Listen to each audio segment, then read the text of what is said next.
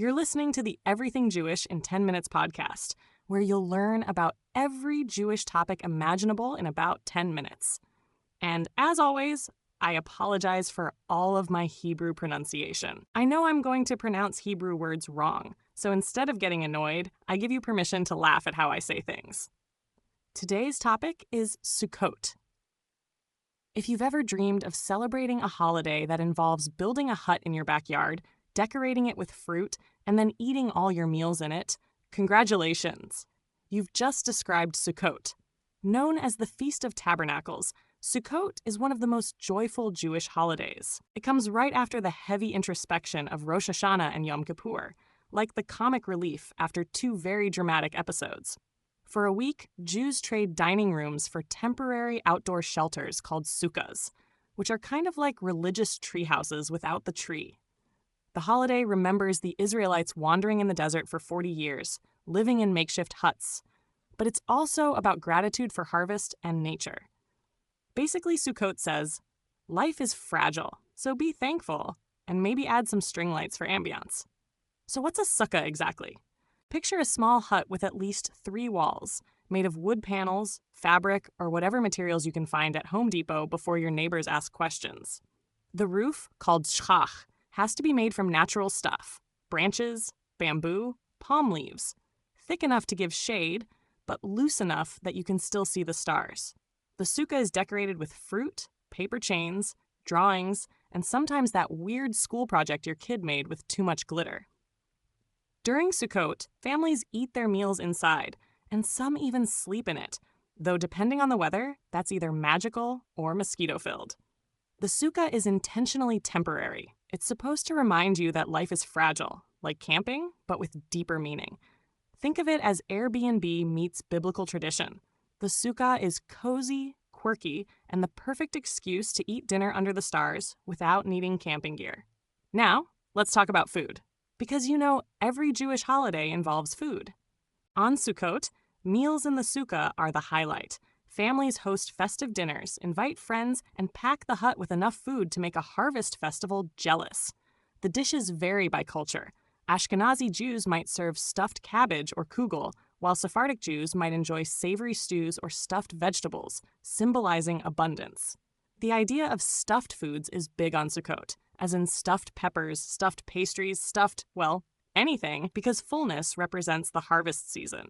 And let's be honest, nothing feels more festive than balancing a giant bowl of soup on a wobbly card table while your uncle insists the sukkah walls are totally stable. Eating outside connects you to nature, even if nature occasionally connects back with rain, wind, or that one curious squirrel. Still, the joy of sharing meals in the sukkah outweighs the inconveniences. It's rustic dining, Jewish style. But Sukkot isn't just about huts and meals. There's also the famous 4 species ritual, the lulav and etrog. The lulav is a bundle of 3 plants, a palm branch, willow branches, and myrtle branches tied together. The etrog is a citron, basically a lemon on steroids. During Sukkot, Jews hold the lulav and etrog together, wave them in 6 directions, north, south, east, west, up, and down, and say blessings. Why? To symbolize that God is everywhere and to connect with the natural world. The etrog smells amazing, the lulav looks impressive, and together they make the ultimate religious fidget toy. Kids love shaking it around, adults pretend to know what they're doing, and everyone marvels at how much one citron can cost. Spoiler, a lot. The ritual is earthy, tactile, and joyful, like the world's oldest sensory exercise reminding you to celebrate creation in all directions. Historically, Sukkot was one of the big pilgrimage festivals in ancient Israel. Back when the temple stood in Jerusalem, Jews would travel there to celebrate with sacrifices, prayers, and massive communal gatherings. Imagine thousands of people waving palm branches, singing, and celebrating harvest together. It was like a biblical music festival, minus the overpriced merch. Today, synagogues hold special prayers, including Hallel, songs of praise, and Hoshannot, where people circle the sanctuary holding the lulav and etrog. The last day of Sukkot, called Hoshana Rabbah, carries extra spiritual weight, seen as the final seal of the high holiday season. It's a mix of joy and seriousness, blending ancient rituals with modern community life. Even without the temple, the themes remain: connection, gratitude, and celebrating survival in a fragile world. Sukkot bridges the agricultural past with spiritual meaning, proving that you can still find holiness in simple things, like bamboo roofs and backyard dinners. One of the most beautiful ideas of Sukkot is ushpizin, the tradition of inviting symbolic guests into your sukkah. Each night, a different biblical figure is invited, like Abraham, Isaac, Jacob, or Moses. In some communities, women like Sarah, Miriam, and Ruth are also honored. But the real point isn't just welcoming legendary ancestors, it's practicing hospitality in the here and now. Inviting friends, neighbors, or even strangers into your sukkah makes the holiday feel alive. It's a reminder that gratitude is best shared and that no one should celebrate alone. Modern Jews sometimes even do a playful take. Tonight's Ushpitzin guest is Beyoncé. Okay, maybe not in the prayer book, but definitely in spirit. Sukkot becomes a stage for generosity, kindness, and community. The sukkah's open walls symbolize openness of heart, and that might be the most important decoration of all. Weather adds drama to Sukkot, because let's face it, eating outdoors in October isn't always predictable. Some years it's crisp and beautiful, other years it's soggy matzah ball soup. Jewish law even acknowledges this. If it's pouring rain, you're allowed to retreat indoors, because the sukkah is supposed to be joyous, not miserable. Still, there's something meaningful about sitting under palm branches, hearing the wind, and realizing life is fragile. The sukkah teaches humility. No matter how nice your house is, you can still eat dinner under a roof that leaks. It's a reminder of human vulnerability and divine protection. Plus, kids find it magical. To them, Sukkot is basically Jewish camping with snacks. Adults may groan at the weather forecast, but once the candles are lit and the food arrives, the sukkah feels cozy and holy all at once. Rain or shine, Sukkot insists that joy doesn't depend on perfection. It grows from gratitude. Sukkot is also called Zman Simchatenu, or the season of our joy. After the solemn prayers of the high holidays, Sukkot is about celebration. Laughter fills the sukkah, songs are sung, and communities come together. Joy isn't just an add-on, it's the core of the holiday. The Torah literally commands Jews to be joyful on Sukkot. How many times does religion tell you to be happy? Not often enough.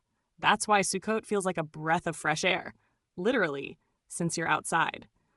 It balances the spiritual soul work of Yom Kippur with the physical joy of eating, dancing, and celebrating life. In Israel, the whole country feels festive during Sukkot, with concerts, parades, and families building sukkahs on balconies. In the diaspora, it's a smaller scale but still vibrant celebration. Wherever you are, the sukkah becomes a sanctuary of joy, proof that holiness can be found in laughter, food, and community.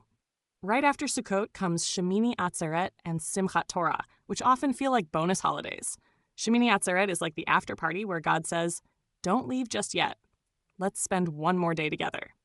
Simchat Torah, meanwhile, is pure joy, dancing with Torah scrolls, singing, and celebrating finishing the yearly cycle of Torah reading.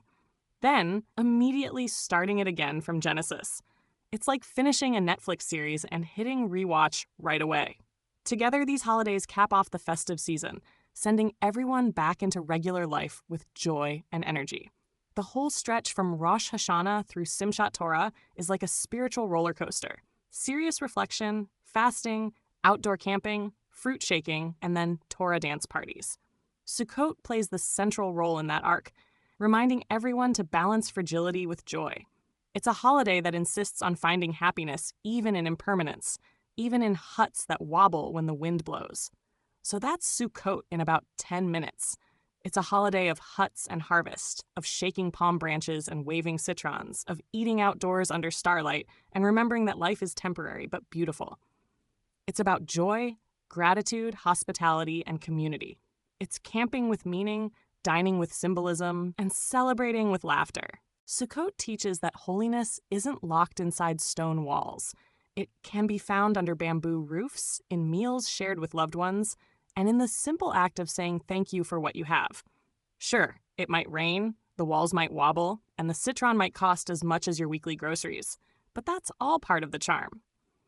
Thanks for joining me on this whirlwind tour of Sukkot. Next time, we'll dive into another Jewish topic in about 10 minutes. Until then, may your sukkah be sturdy, your meals delicious, and your season full of joy.